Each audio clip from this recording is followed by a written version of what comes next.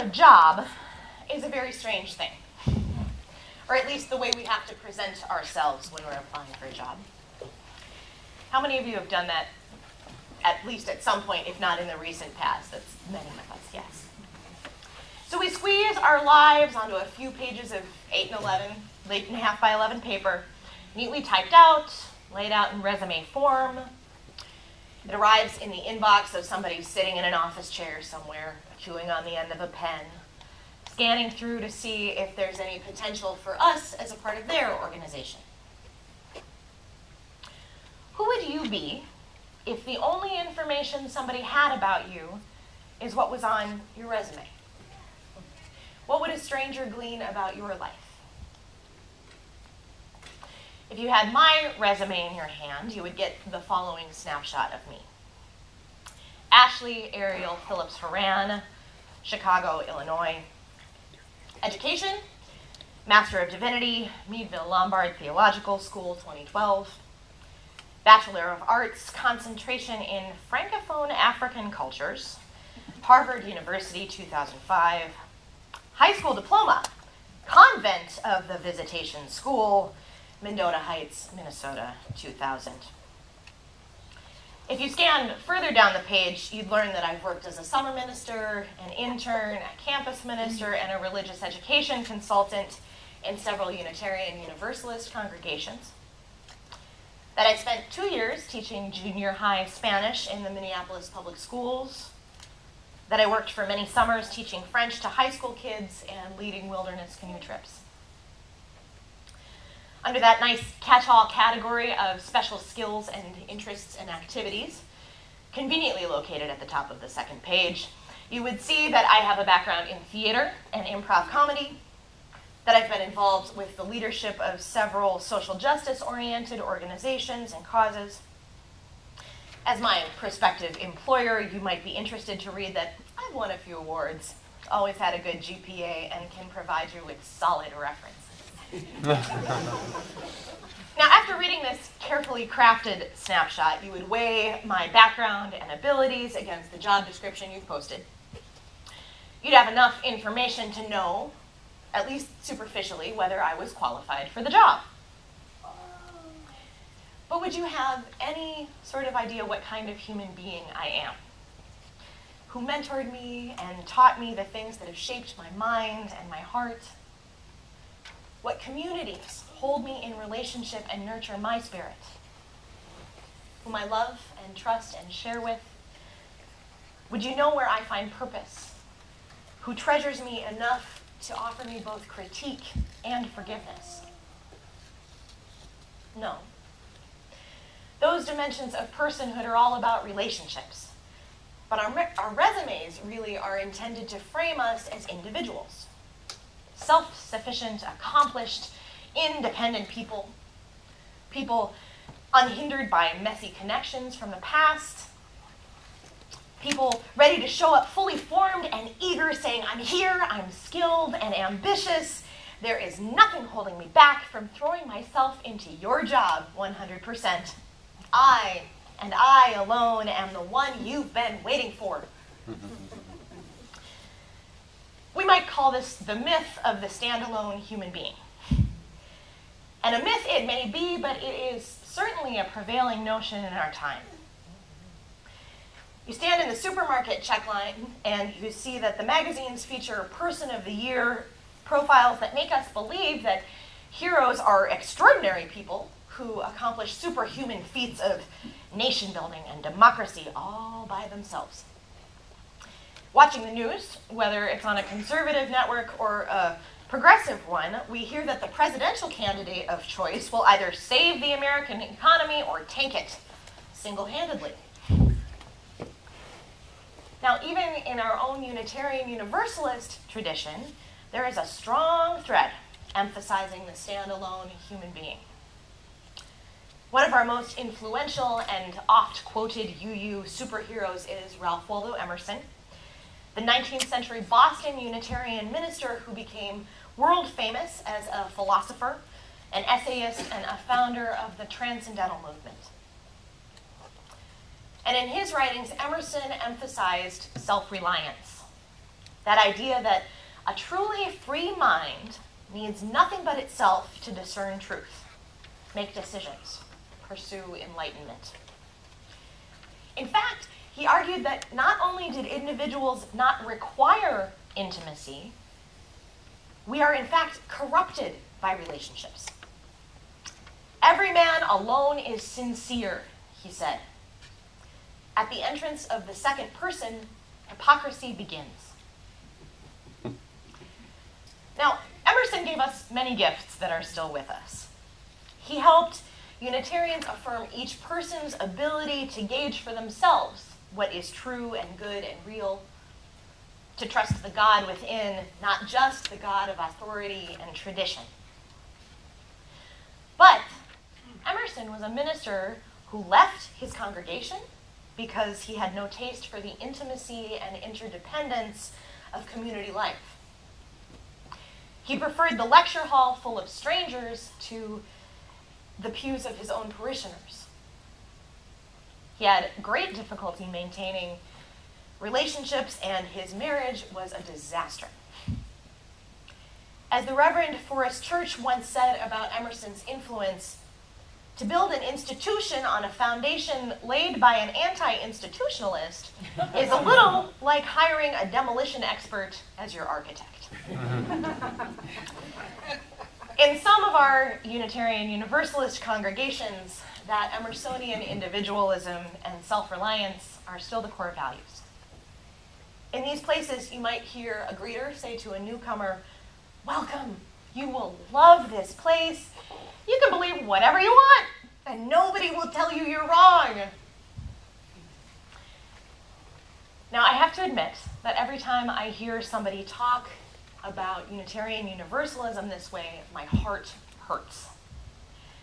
Not because I secretly pine for the impossible miracle in which all of us someday agree to believe the same thing, but because the thing that I love the most about our faith, the thing that hooked me as a kid, that made me seek out a congregation in every place I've ever lived, the thing that brought me to the ministry, is the opposite of this kind of individualism. What I love most about Unitarian Universalism is that it has taught me, through word and experience, that it is actually impossible to be self-reliant, a standalone human being. It is impossible to understand a person outside of the context of the communities of people who have shaped them. When someone asks me what Unitarian Universalism is, I have a kind of a stock elevator speech that I give. How many of you have ever tried to do this? It's hard, right? This is mine. I tell them that although we embrace the wisdom from all of the world's spiritual traditions, we come from liberal Christian roots on both our Unitarian and our Universalist sides. From the Unitarians, we take an understanding that God, the sacred, is one, not separate from the world, not some divine figure in history, but everywhere and in everything and called by 1,000 names, all of which are true. From the Universalists, we inherit an understanding that all people are born loved and worthy with the capacity to bring wholeness and good into the world. I go on to say that we are a covenantal and not a creedal people. This means that what matters most is not what we believe in common, but how we are together in all of our beautiful diversity. That every person has the ability to discern religious truth for themselves, but that this individual discernment must be done within a community of people who challenge us, heal us, and keep us in balance.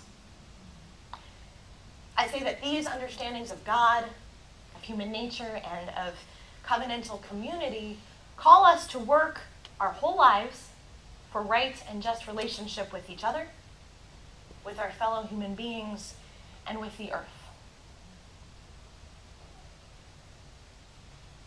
In Utah, just south of the Wasatch Mountains, there's a swath of aspen trees that covers more than 100 acres of land. In this forest, there are almost 50,000 individual trees, each of which has that characteristic bark, that smooth white marked by the occasional pock of black. High branches that spread out under the famous quaking leaves that tremble in the western wind. Now, you are not a biologist, which I am not. This might look like any other northern forest to you. But if you were to dig your fingers into that rich dirt, scoop up handfuls, and burrow down into the roots, you would find something incredible. You would discover that the roots of one tree are also the roots of the next, and the next, and the next. In fact, biologists have discovered that the entire area is actually one giant interconnected organism, the largest living thing on Earth. Each individual tree is actually an offshoot of the massive, sprawling underground root structure, not a separate entity. Biologists have named the giant aspen organism Pondo, a Latin word that means I spread. Through their research, they've discovered that there are very few aspens, individual stems, that are more than about 75 years old. But the root structures of aspen groves like Pondo, they believe, may actually be up to 1 million years old. As one scientist put it, in principle, they may even be essentially immortal, dying only from disease or the deterioration of the environment, rather than from some internal clock. To me, this sounds a lot like the understanding of time and generations that I grew up with in Unitarian Universalism. Each of us is our own being on the surface, unique knots in our bark, branches that fork in different directions, some of us leaning one way, some in another. But under the surface, in that soil from which grows our being and our essence, we are quite literally one, holding each other up, giving each other sustenance, drawing our lifeblood from a common source that is larger than any one of us, than all of us, larger even than time and memory and space. This understanding is what makes that myth of the standalone human being so ridiculous. How flawed would it be to ask an individual aspen to present itself in resume form? Name, aspen number 43,721, Pondo Grove, Utah. Accomplishments, growing straight and tall for 53 years. No leaf blights, good bark, 26 major limbs, 253 branches, 60,891 leaves. Special interests and skills, soaking in sunlight, providing shade, sprouting new roots, turning a beautiful golden color in autumn. Recipient of the 2009 award for Best Photosynthesizer. Reading that, you'd have as little context for that aspen as you'd have for me, given that snapshot of my resume, or for any of us looking at our resumes. The Latin verb from which pondo takes its name is pandere, to spread out. It can also mean to lay open, to fling wide, to disclose, to reveal, to unfold. What would your resume look like if it were written in Pondo form? What root structures would you describe? How old would you say you were? Who or what would you name as your mentors, your pedigree, your ground of being? Mine would be full of stories reaching back generations and intertwined with a future that I will not live long enough to see. It would list mentors, not degrees, formational places, not addresses, commitments, not accomplishments. It would talk of Irish immigrant ancestors and small-town Catholic families, a beloved partner and a feisty 7th grader to whom I have committed my life, grandparents who built nuclear submarines and wrote newspaper stories, teachers who taught me about art and history and storytelling, planted deep within me an inability to walk through the world without asking why. Small villages in Cameroon and Nepal, in the lakes and streams of northern Minnesota, Malcolm X and Assata Shakur, and the survivors of Stonewall. Unitarian Universalist Sunday school classrooms and sanctuaries, and general assemblies and seminaries. An individual aspen cannot live if it is severed from its root structure. It is not possible to be human all by ourselves. I am a Unitarian Universalist because our faith reminds me that, like the Bantu proverb from Africa says, I am because we are. Not the small we of our denomination, but the larger we of all people, across time and space and difference. I am a Unitarian Universalist because our faith keeps this belief alive and concrete in my life, in the real communities of people to whom I belong, from whom I learn, and with whom I minister. You, the members and friends of the Open Circle Unitarian Universalist Fellowship, have already grasped the fact that you are an interconnected, living, breathing organism that grounds you as individuals, creates something much larger than any of you alone. The root structure of this congregation is relatively new, but it has grown and spread and burst through the earth with incredible life and vitality in the few years that you have been together. And today, we, the Open Circle Unitarian Universalist Fellowship, and I officially begin our year together with me serving as your first consulting minister. You have extended to me the privilege of intertwining my roots, my ministry, with yours.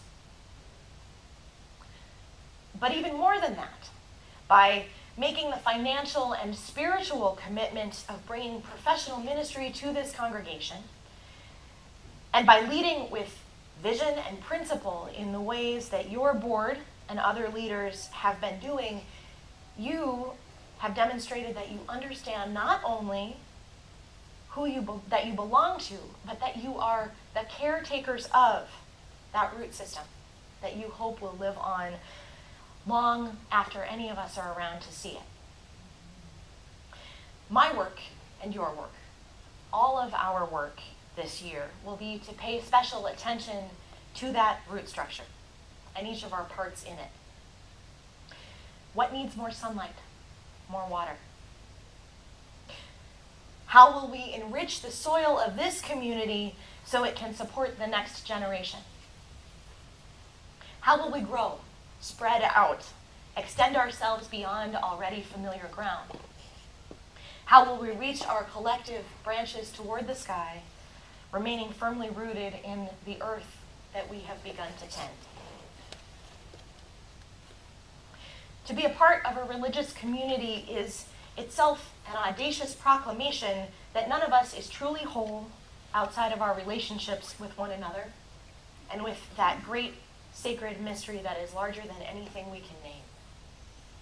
It is an affirmation that we owe our being to more than our own unique experiences, and that we commit ourselves to the shared enterprise of spreading out, of laying open, flinging wide, disclosing, revealing, unfolding, a process that began long before our individual life shoots emerged and will continue long after we return to the earth from which we sprang. As we move through this world that would have us believe otherwise, let us never forget the knowledge of this inseparable connection. Let us resist the illusion of standalone isolation. Grounded in common soil, grateful for this promise of radical belonging. Let us live our lives with this abiding trust, offering to the world a constant reminder that our roots are interwoven, holding us up and binding us together and revealing in and through and among us the abundant blessings of this one precious life. It is our privilege to grow together. May it be so. Blessed be, Ashe, and Amen.